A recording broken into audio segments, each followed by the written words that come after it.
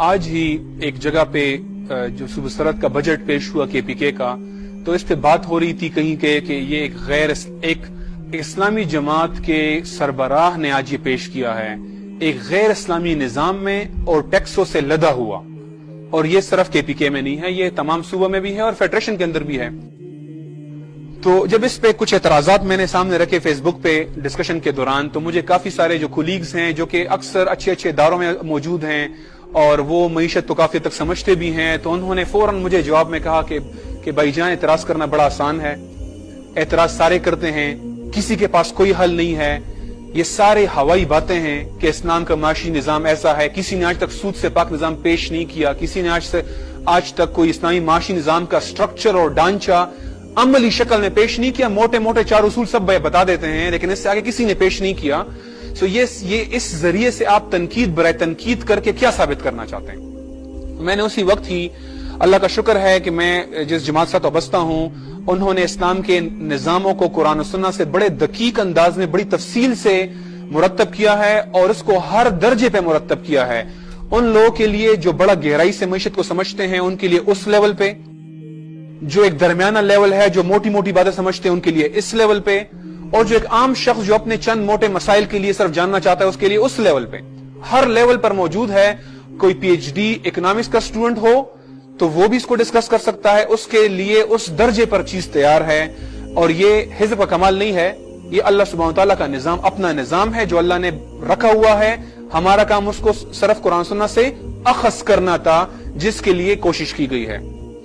تو میں نے اسی وقت اس کو چیزیں پیش بھی کی، پالیسی شکل میں بھی، یہ جو آج پریزنٹیشن ہے اس شکل میں بھی، اور اس کے علاوہ جو کتاب ہے جس کا آج اردو ورژن لانچ ہو رہا ہے، پاکستان کے اندر لانچ کیا جا رہا ہے، اور یہ 5 شہروں میں ایک وقت میں لانچ ہو رہا ہے۔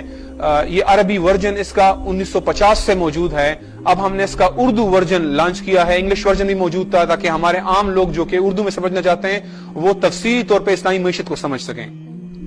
سو میں پریزنٹیشن کا آغاز کرتا ہوں۔ آپ ادھر بیٹھ جائیں۔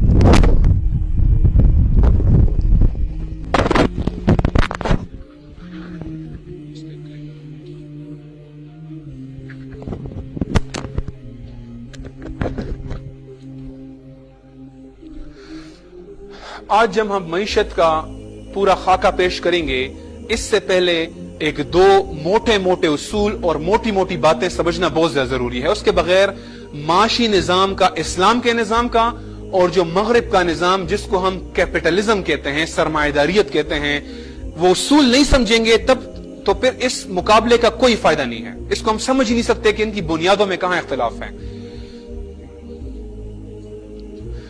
دنیا میں 3 دین ہیں، دین، وے آف لائف، نظام زندگی، طرز حیات۔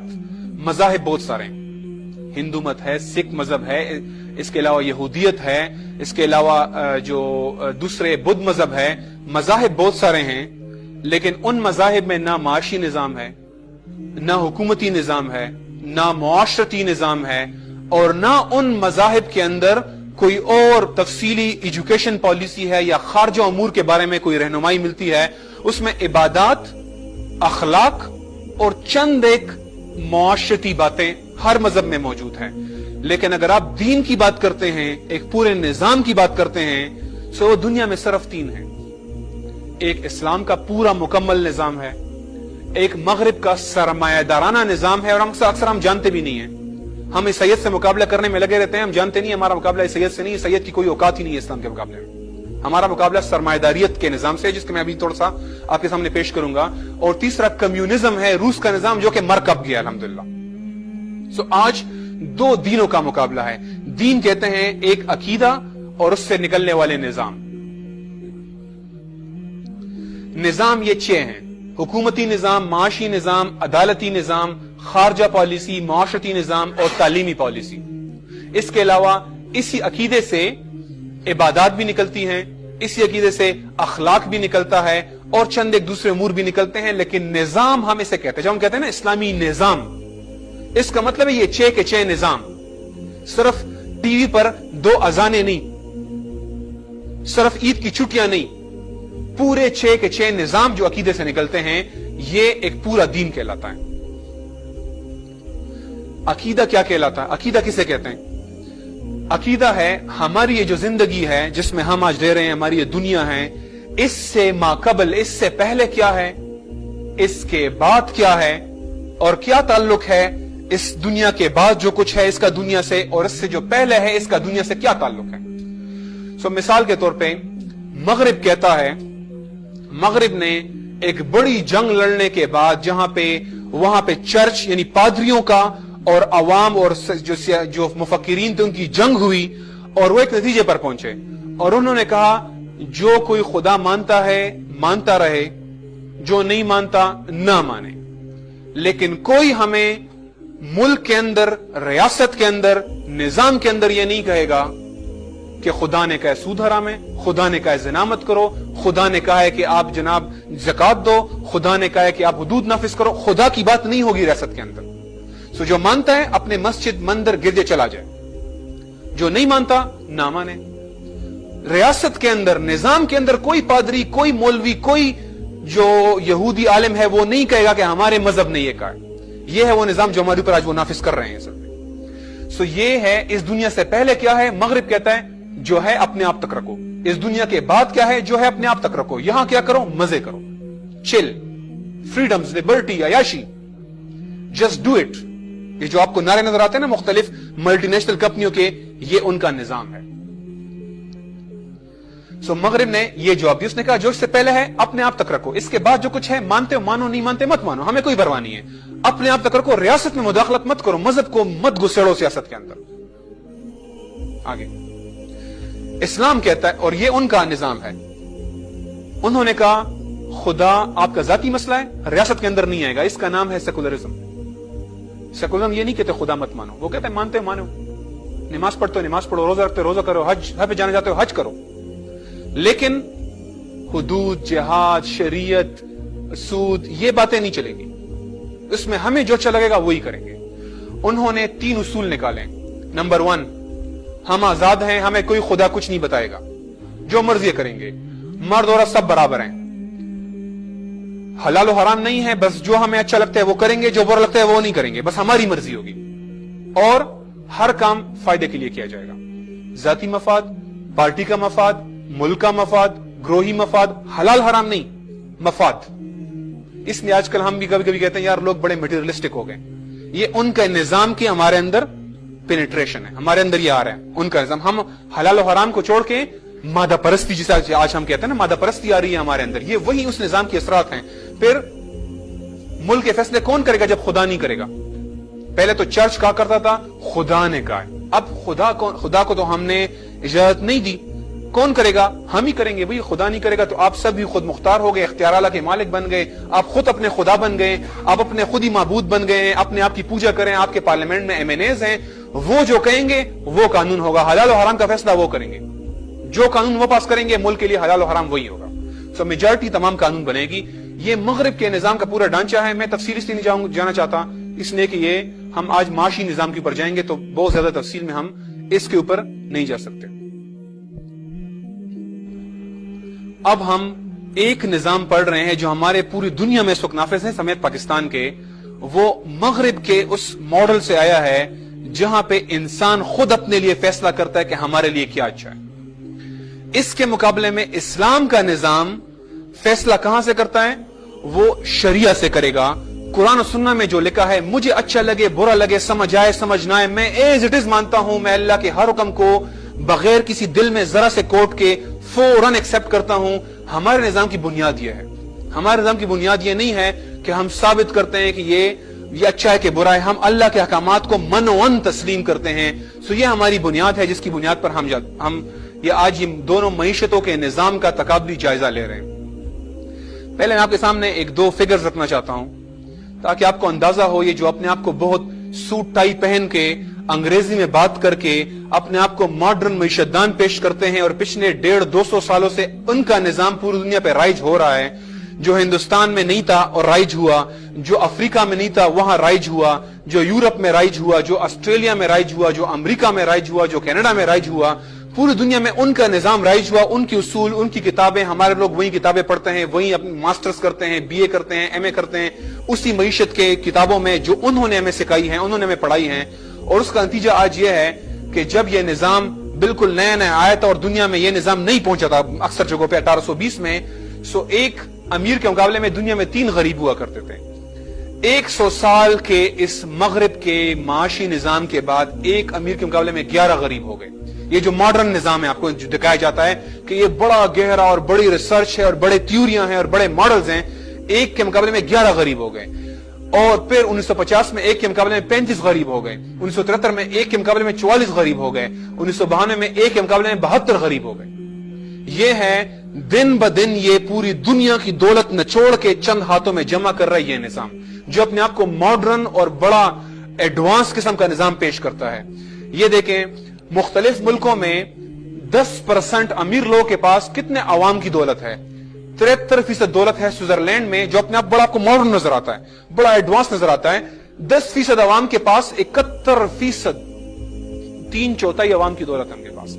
اور یہ حالت یہ ماڈرن ملکوں کی ہے جو بڑے بڑے انڈسٹریل کنٹریز ہیں, پوری دنیا کی دولت ان کے پاس جمع ہوئی ہے. وہاں یہ حالت ہے امریکہ, Denmark, France, Sweden, UK, Canada, Norway, Germany, Finland. آخری جو سب سے کمزور ہے وہاں پہ 10% آبادی کے پاس 42% لوگوں کی دولت ہے. 42% لوگ غریب, ان کی دولت 10% لوگوں کی جیب میں جا رہی ہے. انڈیا میں 36 خاندانوں کے پاس 1/4 دولت ہے پوری انڈیا کی. دنیا کے 66% غریب صرف انڈیا میں, دنیا کی سب سے بڑی جمہوریت. ذرا اس مغرب کے نظام کے آنے سے پہلے نا ہمارا جو ہمیں بوسیدہ نظام بنا کے پیش کرتے ہیں نا مغل دور کو, ذرا اس کی حالت دیکھ لیں. انڈیا کو سونے کی چڑیا کہا جاتا تھا پوری دنیا میں. انڈیا کی اکانومی, یہ انڈیا جو برصغیر پاک و ہند تھا, دنیا کی سب سے بڑی معیشت دنیا میں یہ تھی. امریکہ نہیں تھا, جرمنی نہیں تھا, جاپان نہیں تھا, انڈیا دنیا کی سب سے بڑی معیشت تھی. 25% دنیا کی GDP اکیلے انڈیا تھا. وہ 1/4 دنیا کی اکانومی ایک صرف بر اعظم ہندوستان. ایک ہمارا شہری تھا عبد الغفور اس کا نام تھا, اس کے پاس ایسٹ انڈیا کمپنی سے زیادہ دولت تھی.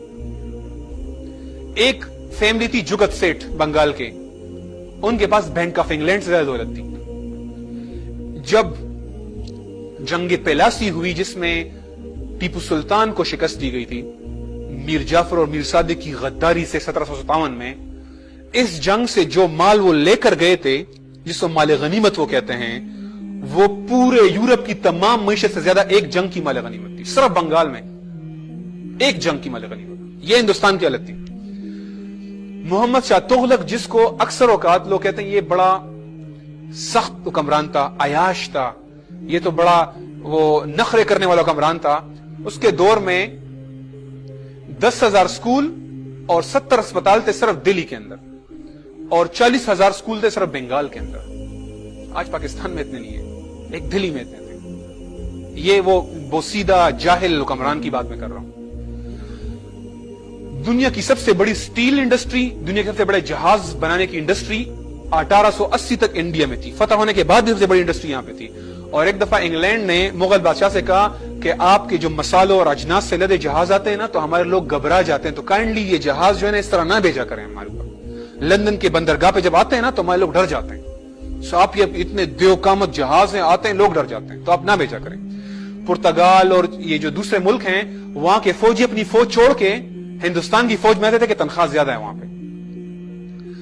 لارڈ میکالے, یہ ایک جملہ یہ اس کے علاوہ ایک میں رہ گیا, اور وہ ہے ایجوکیشن ریشو. آج ہمارا کوئی اصل میں تو کوئی 15-20 بھی نہیں ہے, پرسنٹ بھی نہیں ہے, جو یہ بناتے ہیں 40-50% بناتے ہیں, اصل میں 15-20 بھی نہیں ہے. اس وقت 87% تھا. مغل دور میں 87% ایجوکیشن ریشو تھا. جب انہوں نے فارسی کو انگریزی میں بدل دیا تو سارے جاہل ہو گئے ایک دن میں سارے جاہل ہو گئے. اور یہ جملہ جو لارڈ میکالے نے 1835 میں آیا ہندوستان, دورہ کیا اور پھر واپس گیا, اور اس نے اپنے پارلیمنٹ میں کہا میں نے ہندوستان کے طول و عرض کا دورہ کیا اور مجھے پورے ہندوستان میں ایک بھی فقیر نہیں ملا, اور مجھے پورے ہندوستان میں ایک بھی چور نہیں ملا. پورے ہندوستان میں ایک فقیر نہیں, پورے ہندوستان میں ایک چور نہیں. پاکستان کے وسائل دیکھیں, ہمیں کہتے ہیں نا غریب ہیں آپ, بھکاری ہیں آپ. 18 کروڑ آبادی ہے, یہ جرمنی اور فرانس کی مشترکہ آبادی سے زیادہ ہے. 65% नौजवान हैं, सारे उनके बूढ़े हैं। जापान के, डेनमार्क के, स्वीडन के बूढ़ी आबादी है उनकी, पेंशन नहीं पूरी कर सकते उनको। पेंशन को, रिटायरमेंट की उम्र 65 कर दी उन्होंने कि यार पेंशन कहां से देंगे इनको, काम करने वाले लोग नहीं है। हमारे पास 8 लाख किलोमीटर रकबा है, 1000 किलोमीटर का साहिल है, 10वीं दुनिया की बड़ी लेबर फोर्स है। हमारे पास तरकोल अकेला जो है वो ईरान और सऊदी अरब के तेल से ज्यादा कीमत है उसकी, सिर्फ तरकोल के रिजर्व। बाकी रिजर्व छोड़ें जो अभी अनटैप्ड हैं या छुपे हुए हैं। 300 ट्रिलियन क्यूबिक फीट गैस है सिर्फ बलूचिस्तान के अंदर। एल्यूमिनियम कॉपर की मैं फिगर्स मैंने नहीं लिखी, मेरे पास फिगर्स हैं, जिसको चाहिए मैं दे सकता हूं। कितने 60 मिलियन टन और 80 मिलियन टन और 400 मिलियन टन और 600 मिलियन टन इतने हैं कि बहुत बड़ी इंडस्ट्रियल स्टेट कायम कर सकते हैं हम यहाँ पे। ये phosphate, gypsum, iron, zinc, copper, aluminium, marble, ornament stones, gold, सिर्फ रेकोदिक के अंदर अंदाजों के मुताबिक $2500 अरब का सोना है। रेकोदिक के जो कंपनी जिनसे वापस ले लिया गया वो चीन देते, सारा लेके जा रहे थे बलूचिस्तान के अंदर रेकोदिक में। एग्रीकल्चर में दुनिया का सबसे बड़ा नहरों का नेटवर्क पाकिस्तान में। रूस जिसके बाद नंबर 2 पे आता है, उनसे 3 गुना बड़ा है नहरों का निजाम। हमारी वीट प्रोडक्शन दुनिया में 4th, और अभी हम अपनी जमीन से आधा भी नहीं प्रोड्यूस कर रहे जो यमन और इंडिया पैदा कर रहे हैं, उससे आधा भी नहीं प्रोड्यूस कर रहे अभी हम। अगर ये पूरा करें, कौन हमारे मुकाबले में आ सकता है? वीट में हर अजनास में, जो हर एक है, चावल है या वो दालें हैं या कोई भी हो, और हर सब्जी और हर फ्रूट में चैलेंज से कहता हूं मैं, FAO की वेबसाइट पे जाके आप जाएं, जो अक़वाम मुत्तहिदा की वेबसाइट है, फूड एंड एग्रीकल्चर। एक भी फ्रूट, एक भी खुश्क फ्रूट, दूध, गोश्त, बटर, एक सिंगल चीज नहीं जिसमें हम टॉप 10 में ना हो, और चंद एक में हम टॉप 15, टॉप 14, टॉप 13 में आ रहे हैं। पूरी दुनिया में 200 से ऊपर मुल्क हैं, एक चीज भी नहीं जिसमें हम टॉप 20 में नहीं है। मेजॉरिटी में टॉप 10 में हम। और ये छोटी चीजें नहीं है। फ्रांस की इकानमी एग्रीकल्चर इकानमी है, डेनमार्क की इकानमी एग्रीकल्चर इकानमी है। डेनमार्क की इकानमी जो है वो सिर्फ दूध के ऊपर खड़ी है, ये छोटी इकानमी नहीं है। मिलिट्री टेक्नोलॉजी, फाइटर जेट्स आप बनाते हैं, आप दोजे आप बनाते हैं, ड्रोन आप बनाते हैं। पाकिस्तान एक्सपोर्ट करता है ड्रोन। इंटरेस्टिंग होगा आपके लिए, पाकिस्तान ड्रोन एक्सपोर्ट करता है। पाकिस्तान का जो एयर वेपन्स कॉम्प्लेक्स है ना, जो जहाज बनाने का कारखाना कामरा में है, दुनिया का 3रा बड़ा जहाजों का कारखाना है ये एयर वेपन्स कॉम्प्लेक्स।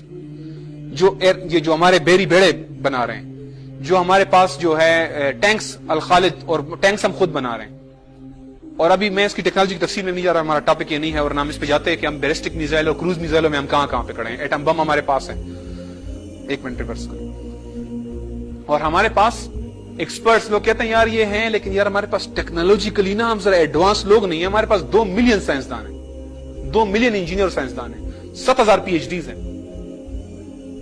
और अभी ये मुस्लिम साइंसदानों की बात नहीं कर रहा, सिर्फ पाकिस्तानी साइंसदानों की बात कर रहा हूं। नासा के अंदर अकेले 15% इजिप्ट के लोग हैं, मुसलमान ही हैं। अगर यहां खिलाफत कायम होती है, सब हमारे लिए है। आगे ओके, तो ये मईशत, ये सब कुछ आपके पास है। हमारी हिस्ट्री में भी सब कुछ हम अमीर थे। ये लानत क्या हम पर मुसल्लत हुई है जो ये हालत बन गई हमारी? क्या हुआ क्या है असल में? मसला कहां पे? मसला है मगरिब का सरमायादाराना निजाम। और आगे स्लाइड्स में आपके सामने मईशत का एक एक पहलू, सूद छोड़ दें, सूद तो एक पहलू है ना, मैं आपके सामने मईशत कम से कम कोई 10-12 पहलू एक करके रखता जाऊंगा, और आप देखें। और जो एक चीज आपने बस जहन में फोकस रखना, क्योंकि बहुत सारी चीजें आती जाएंगी, हर चीज आपके जहन में बैठ नहीं सकती कि आप सारी चीजें याद होंगी। जो एक पॉइंट आपने नोट करते जाना है वो देखें, इस्लाम कैसे दौलत अवाम में तकसीम कर रहा होता है, और मगरिब कैसे दौलत अवाम से लेकर चंद हाथों में जमा कर रहा होता है। अब आपको ये उसूल समझ आ गया ना, आपको पूरा मगरिब का निजाम का बुनियाद समझ आ जाएगी कि वो कर क्या रहे हैं। दौलत अभी भी बहुत है, सिर्फ मसला ये तकसीम नहीं हो रहा। इस्लाम तकसीम कर रहा होता है और वो उसको चंद हाथों में जमा कर रहे होते हैं। ये पॉइंट आपने नहीं मिस करना। बाकी चीज तफसीलों में कुछ चीजें होंगी आसानी समझ आएंगी, कुछ चीजें समझ भी नहीं आएंगी, कुछ चीजें आपसे रह भी जाएंगी, याद नहीं रहेंगी, वो मसले रहेंगे। ठीक है, मईशत का प्रॉब्लम क्या है? मईशत किसे कहते हैं? मईशत का प्रॉब्लम यह है, वो एक किसी का शेर है कि हजारों ख्वाहिशें ऐसी कि हर ख्वाहिश पे, वो कहते हैं दम निकले, मैं कहता हूं दुम निकले। हजारों ख्वाहिशें ऐसी कि हर ख्वाहिश पे दुम निकले। हाँ, वो मईशत कहते हैं इसको कि हमारी लामहदूद ख्वाहिशात हैं। हम हर एक चाहता है हमारे पास जहाज हो, हमारे पास बहुत बड़ा विला हो, हमारे पास जो है गाड़ियां हो, हमारे बेशुमार वसाइल हो हमारे पास। ये हम सब की ख्वाहिश होती है, और वसाइल उनके मुताबिक महदूद वसाइल हैं। दुनिया में जो कुछ है वो कोई लामहदूद नहीं कि हर बंदे को हम हेलीकॉप्टर मुहैया करें, हर बंदे को BMW गाड़ी दे, और हर बंदे को हम 10-10 कनाल 20-20 कनाल के प्लॉट्स दें। ये मुमकिन नहीं है। तो उनकी नजर में, मगरिब की नजर में, जो मगरिब का निजाम है, वो कहता है ख्वाहिशात लामहदूद, वसाइल महदूद। हल क्या है? ان کی نظر میں حل یہ ہے کہ نمبر 1 تمام لوگ کی خواہشات نہیں پوری ہو سکتی، اس لیے غربت رہے گی، مہنگائی رہے گی، بے روزگاری رہے گی، یہ تو رہے گی، ہم صرف کم کرنے کی کوشش کریں گے، رہے گی۔ نمبر 1 یہاں سے مسئلہ شروع ہو گیا۔ ہمیں کیا کرنا ہے؟ ان کے مطابق ہمیں زیادہ سے زیادہ فیکٹریوں میں کام کرنا ہے، ایگریکلچر میں کام کرنا ہے، تاکہ زیادہ سے زیادہ ہوگا تو زیادہ سے زیادہ لوگوں کی نیڈ پوری ہو جائے گی۔ یہ حال ہے اس کا۔ اسلام کہتا ہے نہیں، آپ یہاں مسٹیک کر رہے ہیں۔ وہی خواہشات لامحدود ہیں، لیکن بنیادی خواہشات لامحدود نہیں ہیں۔ بنیادی خواہشات روٹی کپڑا مکان یہ لامحدود نہیں ہے، ہر بندے کی پوری ہو سکتی ہے۔ آپ یہ بنیادی خواہشات کو بی ایم ڈبلیو گاڑیاں اور بڑے ویلاز اور ہیلی کاپٹر سے میچ مت کریں نا۔ بنیادی خواہشات الگ ہیں جو کہ محدود ہیں۔ ہاں، مزوں کی چیزوں کی کوئی حد نہیں ہے، اس میں ہر ایک کو ہر چیز نہیں مل سکتی، لیکن بیسک نیڈ تو سب کی پوری ہو سکتی ہے۔ اس لیے اسلام کہتا ہے دولت کو تقسیم کرو لوگوں میں، اور بیسک جو بنیادی ضروریات ہے اس کی سٹیٹ گارنٹی لے گی۔ کتا مرے گا تو سٹیٹ ذمہ دار ہے، گارنٹی لے گی۔ تو بیسک نیڈ پوری کرنی ہے، اور حالت میں باقی ہم نے تقسیم کرنا ہے تاکہ زیادہ سے زیادہ لوگ کی جتنی میکسیمم پوری ہو سکیں وہ پوری ہوگی۔ سو یہاں سے آپ کو بنیادی بدل جاتی ہے۔ ان کی معیشت کچھ اور کر رہی ہے، جی ڈی پی بڑھاؤ۔ ہمارے ہر سال وزیر خزانہ صاحب کہتے ہیں جی ڈی پی بڑھاؤ، جی ڈی پی بڑھاؤ، جی ڈی پی بڑھاؤ، یعنی ملک کی پیداوار بڑھاؤ۔ تقسیم کرو نہیں، بڑھاؤ بس۔ وہ جس کے ہاتھ میں جا رہی ہے وہ چھوڑ دو تم۔ وہ ساری میاں منشا کے ہاتھ میں جاتی ہے، وہ ساری عقیل کریم ڈیڈی کے ہاتھ میں جاتی ہے، ظفر موتی والا کی جیب میں جاتی ہے، یا وہ کسی اور کی جیب میں جاتی ہے۔ آپ یہ چھوڑ دو، بس آپ پیداوار بڑھاؤ بس۔ سو ہم تیل و گیس کے کنویں چند سیٹوں کو دے دیں گے، بجلی کے کارخانے چند سیٹوں کو دے دیں گے، وہ امیر ہوتے رہیں، پیداوار بڑھ رہی ہے۔ تو ان کی تھیوری ہے آگے چلیں۔ اب ان کا جو یہ دعویٰ ہے کہ یار وسائل محدود ہیں، یہ میں صرف 2 فگرز آپ کے سامنے پڑھتا ہوں، آپ کو خود اندازہ ہو جائے گا۔ اقوام متحدہ کی رپورٹ ہے سن 98 کی کہ دنیا میں 225 بندوں کے پاس $1 ٹریلین ہے، 1000 ارب ڈالر ہے۔ ان پہ صرف 4% ٹیکس لگانے سے تمام دنیا کی ساری بنیادی ضرورت پوری ہو جاتی ہے۔ صرف 225 بندوں پہ 4% ٹیکس سے پوری دنیا کی بیسک نیڈ پوری ہو جاتی ہے۔ مسئلہ کدھر ہے پھر؟ مسئلہ ہے کہ یہ نہیں لگاتے، ان سے نہیں لیتے، آپ سے لیں گے۔ دودھ اور گھی کے ڈبوں کے اندر آپ سے لیں گے، ان سے نہیں لیں گے جن کے پاس 225 بندوں سے نہیں لیں گے جس سے پوری دنیا کی ضرورت پوری ہو جاتی ہے۔ اوکے، امریکہ میں آج 36 ملین لوگ غربت کی لکیر سے نیچے ہے، اور 3 افراد کی دولت 48 قوموں سے زیادہ ہے۔ 3 بندوں کے پاس 48 قوموں سے زیادہ دولت ہے آج، اور اس طرح کی بے شمار اور سٹیٹسٹکس ہیں، اس میں ٹائم لگے گا۔ آگے دوسرا مسئلہ، دنیا کی دولت ہے کیا چیز؟ دنیا کی دولت ہے زرعی زمین، کرنسی نہیں۔ کرنسی تو اصل میں ایک آپس میں چیزیں ایک دوسرے کو دینے کا طریقہ ہے نا۔ دولت اصل میں ہے زرعی زمین، معدنیات، تیل گیس کے کنویں، یہ اصل میں دولت ہے۔ زمین یہ دولت ہے۔ اگر میں یہ کہہ دوں یہ تمام کا تمام حکومت کے پاس ہوگا تو ہمارا ایک اور نظام بن جائے گا۔ اگر میں کہوں یہ تمام برابر تقسیم ہوگا، ایک اور نظام بن جائے گا۔ اگر میں کہوں جس کے پاس پیسہ ہے وہ تمام زمین خرید لے، تو کچھ سیٹ ہوں گے ساری زمین خرید لیں گے، سڑکیں خرید لیں گے، روڈ خرید لیں گے، گراؤنڈ خرید لیں گے، پھر آپ روزانہ پیسے دیتے رہے ان کو۔ اصل مسئلہ جو جڑ ہے معیشت کی وہ ہے کس کے پاس ملکیت کا حق ہے۔ مغرب کہتا ہے آزادی ہے، جس کے پاس پیسہ ہے وہ تیل گیس کے کنویں، پی ٹی سی ایل، او جی ڈی سی، سارے بینکس، بجلی کے کارخانے، گیس کے کارخانے، سڑکیں، موٹر وے، پل، پانی کا سارا نظام، پانی کا جو سارا نظام ہے، دریائیں، نہریں، جو خریدنا چاہے خرید لیں، کوئی منع نہیں ہے۔ پیسے دیں، موٹریں 25 سال کے لیے آپ کی ہو گئی، پیسے دے دیں بس۔ یہ جو پورے پاکستان کو بجلی دے رہے ہیں آپ خرید لیں۔ یہ میاں منشا کے پاس آدھی کارخانے اس کے پاس ہیں، اقبال زیڈ احمد کے پاس باقی کارخانے ہیں، ٹوٹل 50-100 لوگ ہیں جن کے پاس سارے بجلی کارخانے ہیں۔ ہر گھر سے 5000 6000 8000 جو ہے ان کی جیب میں ہر مہینے جا رہا ہے۔ کیوں؟ اس لیے کہ بابڑا سرکاری نہیں ہے، وہ سیٹوں کے پاس ہے، بجلی وہ بناتے ہیں، وہ بیچتے ہیں۔ تمام لوگ ہر مہینے 6000 8000 روپے خراج دیتے ہیں ان لوگوں کو۔ اسلام کہتا ہے، آگے حدیث ہے، آگے اسلام کہتا ہے المسلمون شرکاء فی الثلاث فی الماء والکلاء والنار والسمن حرام۔ مسلمان 3 چیزوں میں برابر کے شریک ہیں، پانی کے وسائل، چراگاہیں، اور جس سے آگ پیدا ہوتی ہے، یعنی بجلی، تیل، گیس، کوئلہ، جس سے آگ پیدا ہو۔ وہ سمن حرام، ان کی قیمت لینا حرام ہے۔ اس کا مطلب ہے کوئی بجلی کا کارخانہ، کوئی گیس کا کارخانہ، اور اس کے علاوہ دوسرے حدیث بھی ہے، مسلمان تین چیزوں سے آپ لوگوں کو منع نہیں کر سکتے: پانی، چراگاہیں، آگ، اور ایک اور واقعے میں آپ نے معدنیات کی کان واپس لے لی جب آپ کو پتا چلا کہ یہ بہت بڑی کان ہے، آپ نے واپس لے لی ایک شخص سے۔ اس سے حصول یہ اخذ ہوتا ہے کہ وہ وسائل جو تمام لوگوں کی مشترکہ ضرورت ہے، جیسے سڑک، جیسے گراؤنڈ، جیسے دریا، جیسے چراگاہیں، جیسے تیل گیس، P D C L, steel mill, یہ کوئی کمپنی نہیں خرید سکتی، کوئی شخص نہیں خرید سکتا، حکومت بھی نہیں خرید سکتی، یہ آپ کی میری جوائنٹ پراپرٹی ہے۔ تیل گیس آپ کو ملے گا جس ریٹ پہ جو نکلنے میں خرچ آیا وہ آپ کو اس ریٹ پہ ملے گا۔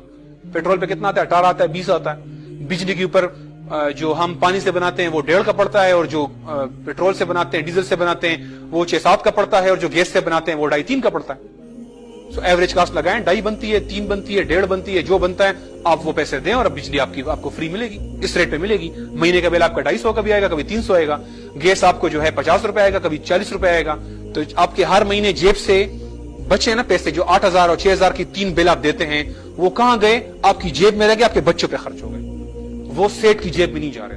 ابھی وہ سیٹ کے پاس ہیں، آئی پی پیز کے پاس ہیں، جو انڈیپینڈنٹ پاور پروڈیوسرز کے پاس ہیں۔ پوری قوم غریب اور یہ چند سیٹ امیر سے امیر۔ یہ ہے وسائل، ریورس کریں آپ۔ یہ ہے پاکستان میں، یہ ادارے سارے پرائیویٹائز ہو گئے، سیٹوں کے حوالے کر دیے انہوں نے۔ پاکستان آئل فیلڈ، اٹک ریفائنری، یہ سارے دیکھیں تیل گیس کے کنویں سارے۔ پاکستان آئل فیلڈ، اٹک ریفائنری، ایس ایس جی سی، سوئی سدرن گیس، او جی ڈی سی، اس کا سالانہ منافع صرف 92 ارب روپے، 92 ارب اس کا منافع ہے، اور یہ اس کے شیئر بھی بکنے والے ہیں، ایک دفعہ 2 دفعہ شیئر بک گئے، تیسری دفعہ بکنے والے ہیں، اور سیٹوں کے پاس جا رہے ہیں۔ اس کا منافع پی آئی اے خراب کرتے ہیں، پھر کہتے ہیں جی چل نہیں رہا۔ پاکستان پی پی ایل ہے، مجھے پورا نہیں، کیپکو، یہ بھی آئی پی پی ہے، ماری گیس کمپنی، گیس کی پاکستان کی شاید 2nd یا 3rd لارجسٹ کمپنی ہے ماری گیس کمپنی، ابھی جرنیلوں کے پاس ہے۔ ہپکو، کے ایس سی، کے الیکٹرک کے نام سے دے دیا، حوالے کر دیے ان لوگوں نے۔ پی ڈی سی ایل آپ کو پتہ چلا گیا ہے، پاکستان سوزوکی آلریڈی بیچی، سارے بک چکے ہیں۔ 11 سیمنٹ کمپنیاں، 7 فرٹیلائزر کمپنیاں بک چکی ہیں۔ ہوٹلز، ویجیٹیبل گھی کے کوئی درجنوں کارخانے ہیں، کیمیکلز کے درجنوں کارخانے، اخبارات، ٹیکسٹائل ملز، یہ سارے بک چکے ہیں، اور ان کی ٹوٹل قیمت ہے 476 ارب کے انہوں نے بیچے ہیں سیٹوں کے پاس۔ سیٹوں نے کہا جی یہ پیسے لو، یہ مجھے دو۔ اب وہ اس سے بنائے گا اور آپ کو لوٹے گا۔ اب تک جب حکومت کے پاس تھا نا، تو آپ کو بجلی جو ہے وہ 37 پیسے کی بنتی تھی، آپ کو روپے کی ملتی تھی، 38 پیسے کی ملتی تھی، 40 پیسے کی ملتی تھی، 80 پیسے کی ملتی تھی، تھوڑا بہت کما بھی رہے تھے، ہم بھی مطمئن، وہی مطمئن۔ اب کیا ہے؟ اب بنتی ہے 3 روپے کی، سیٹ لیتا ہے، ابھی آخری جو کنٹیکٹ کیا 22 روپے کا کیا انہوں نے، 22 روپے ان کو ہم دیتے ہیں۔ بجلی کی لوڈ شیڈنگ کیوں ہو رہی ہے؟ اس لیے کہ آپ دیتے ہیں ایوریج میں 10 روپے، 5 اور 8 اور 13 ریٹ ہے، اور آپ 10 روپے ایوریج میں دیتے ہیں، ان کو ہم دیتے ہیں 22 روپے، حکومت خزانے سے ڈالتی ہے، پیسے ہوتے نہیں ہے، پھر کہتے ہیں سرکولر ڈیٹ، گردشی قرض آ گیا۔ یہ ہے لوڈ شیڈنگ۔ پاکستان میں بجلی کے کارخانے پورے ہیں، ابھی بھی 23,000 کی کیپیسٹی ہے، ہمیں چاہیے 17,000۔ مسئلہ صرف یہ ہے کہ سیٹوں کے پاس ہے۔ لوڈ شیڈنگ کی واحد وجہ کارخانے نہیں ہے، واحد وجہ ہے وہ آپ نے سیٹوں کے حوالے کیے۔ آج سیٹوں کے اوپر ٹیک اوور کرتے کارخانے، لے لیں واپس ان سے، آج بجلی پوری ہو جائے گی، ایک دن میں پوری ہو جائے گی، لیکن آپ کو ان بڑے بڑے باگڑ بل اور سیٹوں سے واپس لینا پڑے گا، اور یہ آگے ترتیب سے یہ ہونے والے ہیں۔ نیشنل الیکٹرک کمپلیکس، پی پی ایل اور 32 پاور کمپنیاں، یہ پیپکو، فیسکو، لیسکو، ٹیسکو، جو ساری کمپنیاں ہیں، یہ ساری لسٹ پہ ہیں، یہ اس سال کی لسٹ ہے۔ اس سال میں ابھی بجٹ پڑھ رہا تھا، 200 ارب انہوں نے بنانے ہیں اس سال میں، انہوں نے 200 ارب روپے کے سیل کرنے ہیں۔ سو یہ ہے، آگے میں آپ کو بہت سارے پڑھتے جاؤں گا، لیکن سب سے بڑی وجہ یہ ہے، اگر آپ نے اس کو سمجھ لیا، آپ نے جڑ سمجھ لی ان کی، اگر آپ نے ان کو ہٹ کرنے ہیں تو آپ نے پرائیویٹائزیشن کے خلاف آواز اٹھانی ہے، آپ ہٹ کریں گے ان سرمایہ داروں کو، یہ تب ہٹ ہوں گے۔ آگے ایگریکلچر لینڈ پہ آ جائیں۔ پاکستان ایگریکلچر کنٹری ہے۔ مغرب کا نظام کیا کہتا ہے؟ مغرب کا نظام کہتا ہے ریورس، کہ ایگریکلچر لینڈ یہ بھی سیٹ خریدنا چاہیں خرید سکتے ہیں۔ پاکستان میں 2003 کے اندر پالیسی پاس ہوئی تھی، مشرف گورنمنٹ نے، کابینہ نے پاس کی تھی، اس کا نام تھا کارپوریٹ فارمنگ۔ بڑے بڑے بزنس آئیں گے اور وہ کاشتکاری کریں گے، ویسے ہی کہ وہ چھوٹے چھوٹے ان سے 50,000 ہزار 60,000 6,000 8,000 10,000 کے مرلہ اٹھائیں گے، زمینیں لے لیں گے، پھر اس کو خود اس پہ چائے کافی کاشت کریں گے۔ ایسا انہوں نے سوڈان میں کیا، وہاں قحط پڑ گیا، اس لیے کہ وہ گندم نہیں کاشت کرتے، ان کو وہ چیز چاہیے جو ان کو کام آتی ہے۔ ان پاکستان نے الاؤ کیا ان کو کہ یہ سیٹ 1 لاکھ ایکڑ زمین خرید سکتے ہیں۔ اب ان سیٹوں کا مقابلہ میرا غریب کسان کہاں کرے گا؟ وہ 5,000 مرلہ ہے، وہ ان کو 8,000 دے دیں گے، اس کے بعد یہی میرا کسان جو ہے یہ ان کے پاس مزارع اور مزدور کی طرح کام کرے گا، ان کے پاس وہ مزدور ہو جائے گا. یہ بڑے بڑے کارخانے دار، یہ ابھی بھی عرب ملکوں نے ہم سے مانگا ہے کہ ہماری فوڈ سیکیورٹی کے لیے ہمیں آپ یہ زمین الاٹ کر دیں، ہم اس کو کاشت کریں گے. سو یہ کمپنیاں تو پورا پاکستان خرید سکتی ہیں پیسوں سے. آپ نے 1-1 لاکھ ایکڑ زمین کو الاؤ کر دی اور برباد اس کو کر رہے ہیں، اپنے کسان کو برباد کر رہے ہیں. اپنے کسانوں کے لیے ٹیکس ہیں ٹریکٹر کے اوپر، ان کو مراعات دیتے ہیں. ان کو ٹریکٹر 2 کا پڑے گا، میرے کسان کو 8 کا پڑے گا. کیوں؟ یہ ہمارے کسان شاید بہت امیر ہیں اور شاید وہ کمپنیاں غریب ہوں گی، شاید یہ وجہ ہے اس کے لیے اس طرح کر رہے ہیں. سو یہ ان کا ماڈل ہے کہ کارپوریٹ فارمنگ کے ذریعے سب بڑے بڑے سرمایہ دار خرید لیں. اسلام کے بارے میں 3 اصول ہیں. اگر آپ اسلام میں ایک پہلا 3 اصول میں آپ کے سامنے پیش کرتا ہوں. ایک یہ ہے کہ مزارع جائز نہیں ہے، اگرچہ اس پہ اختلاف ہے حناف میں اور شافعی میں اس لیے فقہی رائے ہے، اس میں میں پہلے سے ڈسکس کر لوں. لیکن مزارع جائز نہیں ہے. نمبر 1، جو 3 سال زمین کاشت نہیں کرے گا زمین واپس لے لی جائے گی، اور جو بنجر زمین آباد کرے گا وہ اس کا مالک بن جائے گا. یہ 3 حدیث کے اصولوں کے اوپر آپ ایک ایگریکلچر پالیسی بنائیں. ہم نے آلریڈی رکھی ہوئی ہے ایگریکلچر پالیسی پوری. وہ پالیسی لانچ کریں. آپ صرف 1 سال کے اندر اس کا اثر دیکھیں. پاکستان میں اس وقت 40% زمین قابل کاشت ہے اور کاشت نہیں ہو رہی. آپ یہ سارے جو شہروں میں نا، کوئی مالی ہے، کوئی مزدور ہے، کوئی چوکیدار بنا ہوا ہے، سیکیورٹی گارڈ بنا ہوا ہے، یہ سب کے زمینیں نہیں ہے، گاؤں سے آئے ہوئے ہیں یہاں پہ، اب گزارا نہیں کر سکتے اس لیے 8,000 اور 10,000 کی سیکیورٹی گارڈ کی نوکری کر رہے ہیں. سب کو 50-50 ایکڑ زمین لاٹ کر دیں. گاؤں میں خالی پڑی ہوئی ہے، بنجر پڑی ہوئی ہے، مالک نہیں ہے. جو آباد کرے گا مالک بن جائے گا. اسٹیٹ سب کو الاٹ کر دیں. آپ دیکھیں 1 سال بعد کیا ہوگا. ان کو آپ بغیر سود کا قرضہ دے دیں کھاد اور بیج کے لیے اور ٹریکٹرز وغیرہ کے لیے. 1 سال میں آپ کی پیداوار دگنی، اس لیے کہ ڈبل زمین کاشت ہو جائے گی. آپ کے شہروں کے اوپر سارا بوجھ ختم. سارے لوگ گاؤں میں واپس چلے گئے اپنی ایگریکلچر زمین. جس کے پاس 50 ایکڑ زمین آ جائے گی وہ کیا کرے گا کسی 8,000 روپے کی ملازمت کرنے کے لیے؟ وہ کیوں خوار ہوگا؟ وہ سارے لوگ شہروں سے واپس گاؤں کی طرف چلے جائیں گے. شہروں کے اندر بوجھ کم، ٹریفک رش کم، مسائل کم، ہاؤسنگ پرابلم کم. پھر غربت، 8,000 تنخواہ اور کہاں پہ وہ سال کا وہ 3 لاکھ 6 لاکھ بنا رہا ہے. کہاں دونوں میں فرق دیکھ لیں. اس کے پاس 50 ایکڑ زمین ہے. اب تو ایک تو اس کا غربت کہاں پہنچ گئی، غربت آدھو آدھ رہ جائے گی. پھر اس کے بعد مہنگائی، جب گندم دگنی ہو جائے گی، جیسے کہ ابھی 950 کی کا تیلا تھا اور جیسی پیداوار آئی تو 860 کا پہنچ گیا تیلا. 20 کے جی کا گندم گری نہ، جیسے ہی پیداوار آئی ریٹ گر گیا دوبارہ. تو جب دگنی پیداوار آئے گی تو اور گرے گی نیچے. سو مہنگائی کم، غربت آدھو آدھ ختم، آپ کے شہروں کا بوجھ ختم، بے روزگاری آدھو آدھ ختم. ایک پالیسی ہے صرف اسلام کی اور آئیڈیل ہے پاکستان کے لیے. ایگریکلچر ملک ہے. یہ 3 واقعات. جو بنجر زمین آباد کرے گا مالک بن جائے گا، جو 3 سال کاشت نہیں کرے گا واپس لے لو، اور مزارع جائز نہیں ہے. کسی اور آپ نے رکھنا ہے ملازم رکھو.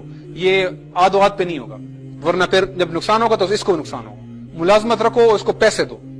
اور یہ جو بڑے بڑے جاگیردار بیٹھے ہیں، زمینیں بنجر پڑی ہوئی ہیں، 11 ریلوے اسٹیشن آتے ہیں ان کی زمینوں میں، اگلے سال ساری زمینیں واپس لے لیں گے کیونکہ 3 سال سے کاشت نہیں ہو رہی، ٹائم پورا ہو چکا ہے. زمینیں واپس لے لو، یا خود کاشت کرو یا پھر کسی اور کو دو. مزارع تو ہو نہیں سکتی، تو خود ہی زمینیں آپٹیمملی ڈسٹریبیوٹ ہو جائیں گی اور یہ سارے مسئلے اس سے حل ہو جائیں گے. یہ اسلام کیسے تقسیم کر رہا ہے؟ آپ دوبارہ تقسیم کا عنصر دیکھیں. آپ نے پچھلی اونرشپ میں تقسیم کا عنصر دیکھیں. اونرشپ میں ایک بندہ، کچھ لوگ امیر ہو رہے ہیں سیٹ، باقی سب غریب. اسلام کیا کر رہا ہے؟ برابر سے کہہ رہے ہیں سب برابر مالک ہیں، تقسیم کر رہا ہے. یہاں پہ کیا ہوا ایگریکلچر کے اندر؟ ایگریکلچر میں چند لوگ کارپوریٹس امیر، باقی غریب. یہاں پہ ہم تقسیم کر رہے ہیں تمام لوگ اور امیر. آگے آگے آگے. اور اسی طرح جب جو بنجر زمین آباد کرے گا مالک بن جائے گا، تو پھر جو گھر آج کوئی تنخواہ دار تو سوچ بھی نہیں سکتا اپنا گھر بنانے کے بارے میں. زمینیں خود ہی، جب زمین آپ کو پلاٹ فری مل رہا ہو تو باقی کنسٹرکشن تو لوگ کر لیں گے.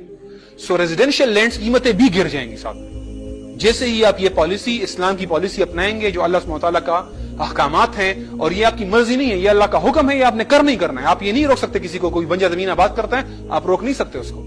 سو اس طرح سے ریزیڈینشیل لینڈز جو ہیں، جو گھروں کے لیے جو وہ بھی مسئلہ بھی بڑی حد تک ختم ہو جائے گا. آگے کرنسی